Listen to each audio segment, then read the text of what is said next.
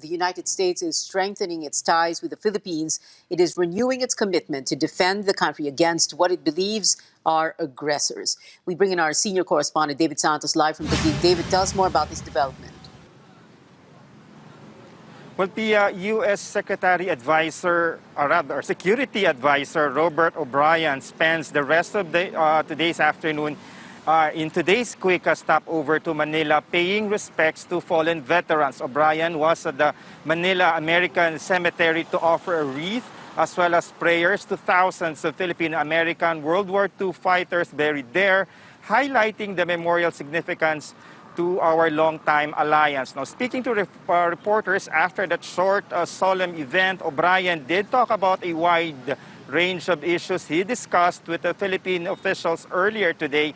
They include topics on how both countries can further strengthen defense cooperation, among them the decision of the Duterte government extending another 6 months to put on hold the process of terminating the 2-decade-old Visiting Forces Agreement. Here's what he had to say about this decision.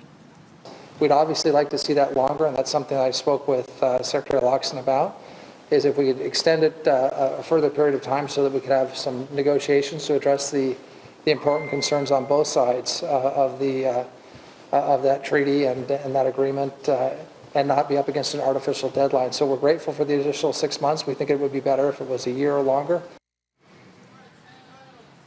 Well, this is a bilateral agreement. O'Brien says the Philippines will have to decide on what direction this process will be taking, though Washington, he says, is hoping Manila will continue to hold on to this agreement. He reiterated the U.S. commitment to defend the Philippines against what he calls China's increasing assertive behavior in the West Philippine Sea.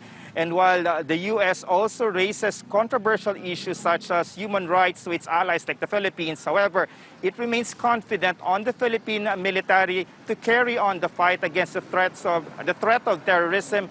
Thus, the defense support Washington continues to provide to Manila.